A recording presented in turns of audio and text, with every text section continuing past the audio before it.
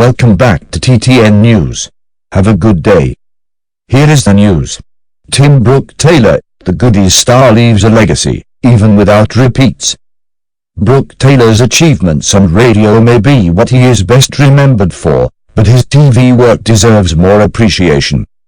The highlights of the career of the comedian Tim Brooke-Taylor were a hit TV series that mysteriously became very hard to see and a successful radio show that offered a remarkably enduring opportunity to be heard.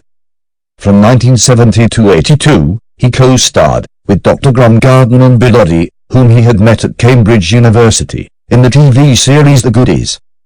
A distinctive combination of slapstick and satire, it has struggled to achieve a repeat afterlife, to the regret and occasional suspicion of its creators. However, Brooke-Taylor had better luck with the BBC as a regular on the Radio 4 panel show, I'm Sorry I Haven't a Clue, on which he had appeared since 1972. The 73rd series is due to run from May. Although the scheduling of a show recorded in front of live audiences around the country was already complicated by the social distancing restrictions imposed to counter the COVID-19 pandemic. Brooke-Taylor had recently been diagnosed with the virus, becoming the second senior British comedy figure to die with it, following Eddie Large. The Goodies featured the conceit of a trio of eccentric friends who operated as troubleshooters, racing on their signature Tramton, a three-seater bike, to deal with emergencies, most famously Kitten Kong, a massive baby cat that terrorized London. The monstrous Muggy scaled the post office tower in homage to massive gorilla King Kong's treatment of New York's Empire State Building as a plaything in a famous movie. Cinematic parody was a frequent Goodies device. Other send-ups including 2001 and a Bit and a Cornish western called Bumfight at the OKT Rooms. But, although the Goodies achieved high ratings and won awards including the Silver Rouse of Montreux, a high European TV honour, for Kitten Kong, it was less popular with BBC bosses, who kept the trio loosely contracted, and did not seem heartbroken to lose them to ITV's London Weekend Television in 1980. A recurrent problem was categorization. Despite having first been screened at 10:30 p.m., a slot associated with experimental comedy where Monty Python's Flying Circus had been scheduled, it came, especially when later moved to early evening slots, to be regarded as a children's show. Certainly, the humor could be juvenile, with Christmas pantomimes including The Goodies and the Beanstalk openly courting lower age groups.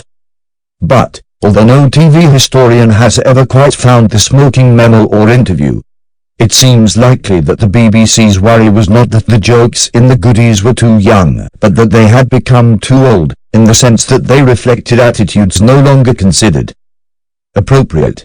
This might especially relate to the episodes Women's Lib, 1971, South Africa, 1975, and Alternative Roots, 1977, which satirized respectively feminism, apartheid, and a famous TV drama about African slavery.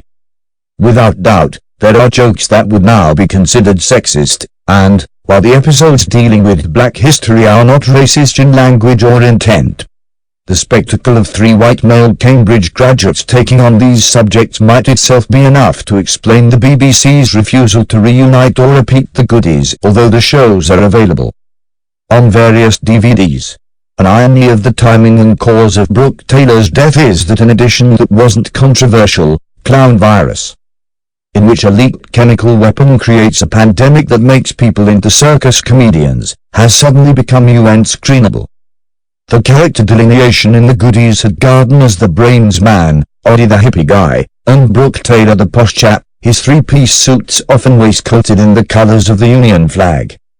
These portraits all drew on some truth, with Brooke-Taylor's upper-class credentials going beyond the easy target of his double-barreled name to a childhood as the son of a solicitor in Derbyshire, where Tim was born in 1940, and secondary education at Winchester Public School.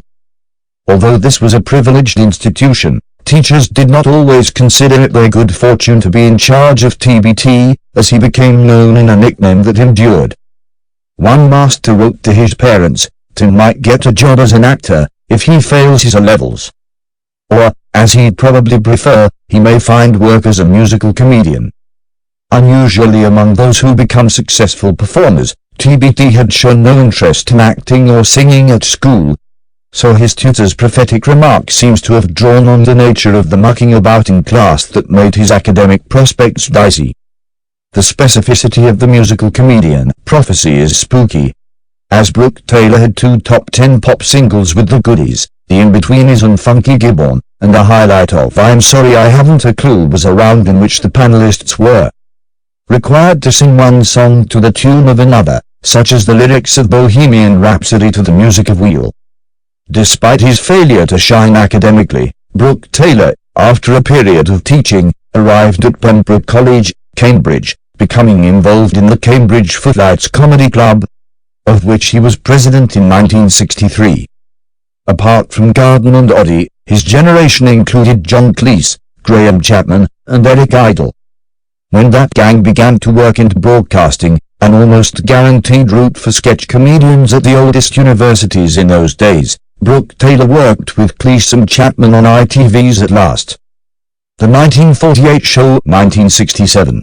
On BBC Two single quote S Broaden Your Mind 1968-69, Brooke-Taylor, Cleese and Garden were joined by Garden, Oddie, and Idle, plus new recruits, Michael Palin and Terry Jones, who had been at Oxford when they were at Cambridge.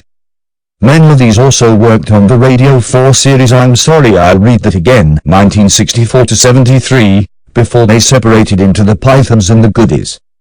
This division may have seeded some of the later problems of the Brooke-Taylor team, encouraging the tendency of some broadcasting executives disapprovingly to contrast the silly humor of the Goodies with the surrealism of Python's gags about existentialism and art. In truth, the separation was more complex. Brooke-Taylor, on both the Goodies and I'm Sorry I'll Read That Again, could be as intelligent, daring and even surreal as Cambridge friends who went the other way.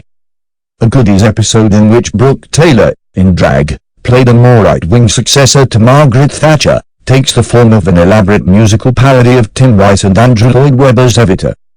The punchline may be a cheesy pun, the politician has assistants called Margentina, purely so she can plead with them in song not to cry for her, but the episode as a whole is weird and original in a way that the Goodies at their best were. Deservingly remembered for his perennial radio show, Tim Brooke-Taylor also merited a greater level of remembrance for his TV work. Thank you for watching all this news. See you in the next news. Don't forget to like, subscribe and share for everyone to know.